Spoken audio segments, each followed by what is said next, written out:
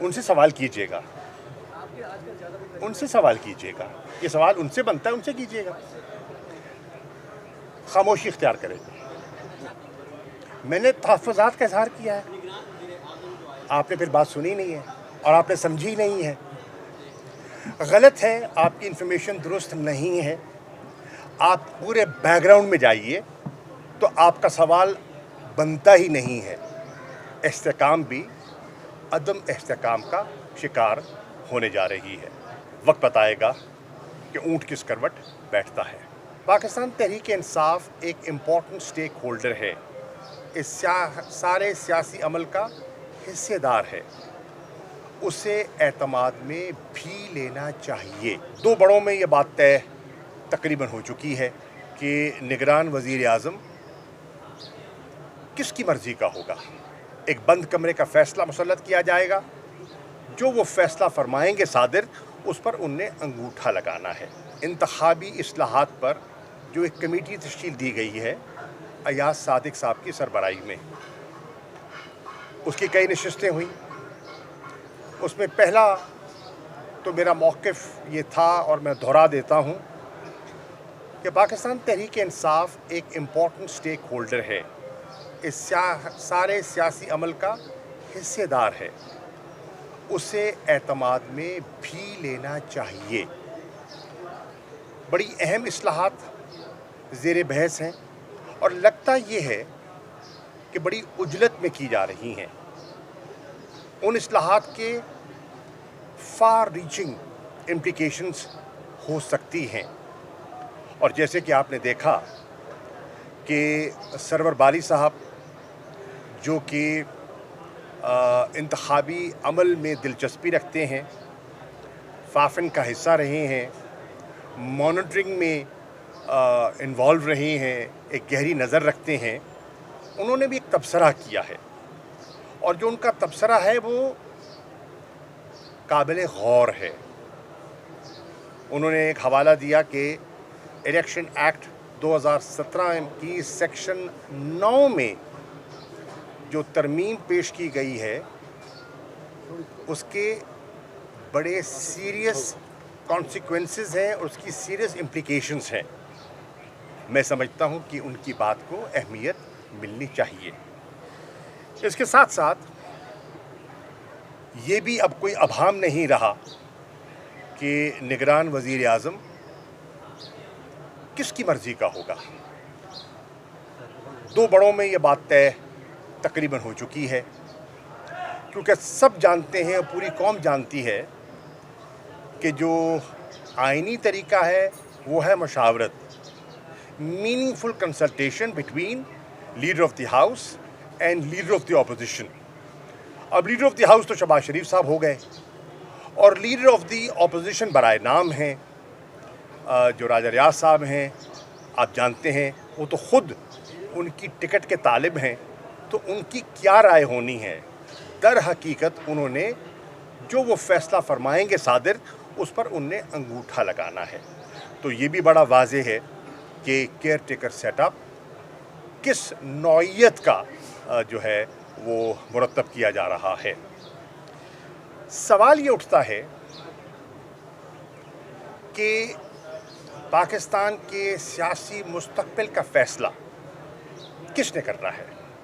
तो कि सरबराहान ने करना है या ये हक़ पाकिस्तान की आवाम को दिया जाएगा कि वो एक शफ़ाफ़ इंतख़ाबात के ज़रिए अपने नुमाइंदे और अपनी हुकूमत मुंतख़ब करें। ये है आज जो मसला ज़ेर गौर है और ज़ेर बहस है।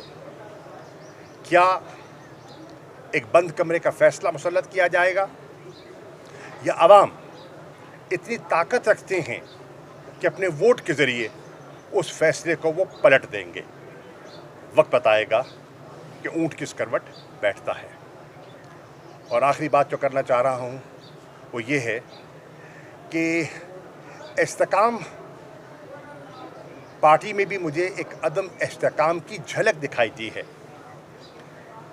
जो जमात के सदर हैं उन्होंने ये हुक्म सादर फरमाया कि जो उनके मुशीर हैं ओन चौधरी साहब और नुमान लंगड़ियाल साहब फिल फॉर मुस्तफ़ी हो जाएं और जो पेट्रन इन चीफ हैं उन्होंने हुक्म दिया है कि वो अपना काम जारी रखें, तो लगता है इस्तेकाम भी अदम इस्तेकाम का शिकार होने जा रही है।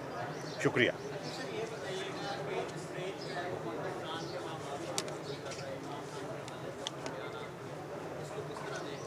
गलत है, आपकी इन्फॉर्मेशन दुरुस्त नहीं है।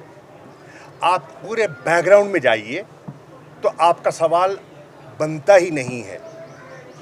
न वो हमारे मामलात में मदाखलत की कोई उसको इजाज़त देगा और न कौम ने कभी दी है। डिस्टॉर्टेड पिक्चर पेंट की जा रही है और एक मन घड़त प्रोपेगेंडा उछाला जा रहा है जिस पे कोई हकीकत नहीं है। आप जो अक़वाम मुत्तहिदा की ह्यूमन राइट्स काउंसिल है उसके इजलास की तफसीलात में जाएं तो आपको पता चलेगा कि जो आप सवाल फरमा रहे हैं उसकी कोई बुनियाद नहीं है। सर, ये जो अभी बात कर रहे हैं यूपीआर रिव्यू के हवाले से मैंने बात की थी, Israeli ambassador universal periodic review, उसके तहत वो बात करी थी कि ह्यूमन राइट्स वायलेशन पाकिस्तान के अंदर हो रही है, उसको वो रिलेट करी थी पॉलिटिक्स में। तो आपको नहीं लगता कि जो मौजूदा पॉलिटिक्स है उसके आप ही यहाँ पे अर्ज़ ये है, देखिए वो उनका पॉइंट ऑफ व्यू हो सकता है, उनका पॉइंट ऑफ व्यू है, हम उनको वो किसी नशिस्त में बैठ के अपना पॉइंट ऑफ व्यू दें। पाकिस्तान के मंदूब ने वहाँ जब फ़लस्तीन का मसला उजागर किया, जब मकबूजा कश्मीर का मसला उजागर किया और वहाँ की इंसानी हकूक़ की पामाली का तज़किरा किया तो उन्होंने जवाबन ये कहा।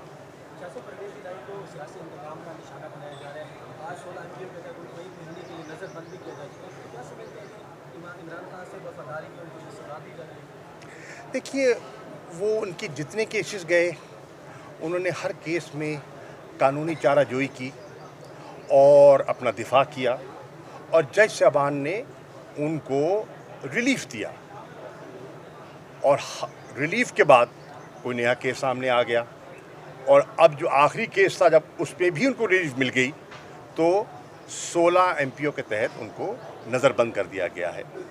मेरी नज़र में ये मुनासिब ना था ना है और बिल्कुल उन्हें सियासत की नज़र किया जा रहा है।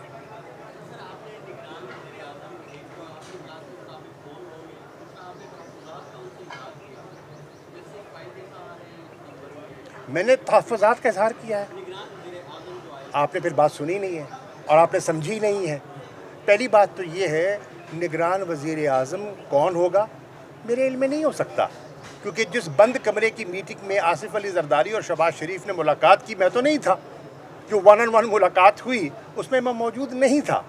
ये सवाल का जवाब वही दे सकते हैं, मैं नहीं दे सकता।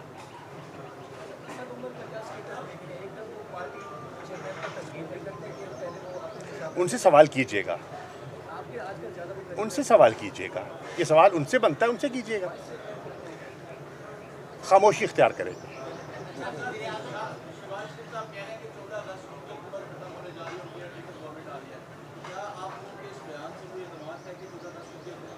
देखिए, उन्होंने क्या फरमाया है, जो मैंने सुना है, जो मुझे समझ आई है, उन्होंने कहा कि हम असेंबलियों की तहलील करने का हमने फ़ैसला कर लिया है वक्त से पहले, कुछ दिन पहले।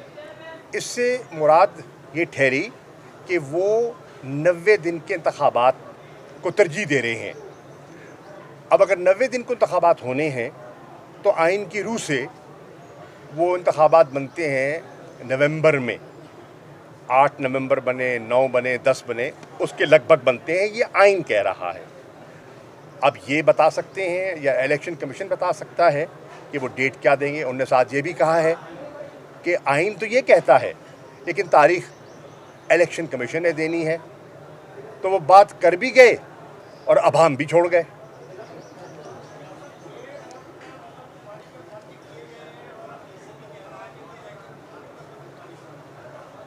ये सवाल आप वज़ीर दाखिला से कीजिए, क्योंकि ये उन्होंने ये जवाब दिया है और यही फरमाया है, تو بہتر جواب وہی دے سکتے ہیں کہ اس کی مضمرات کیا ہیں،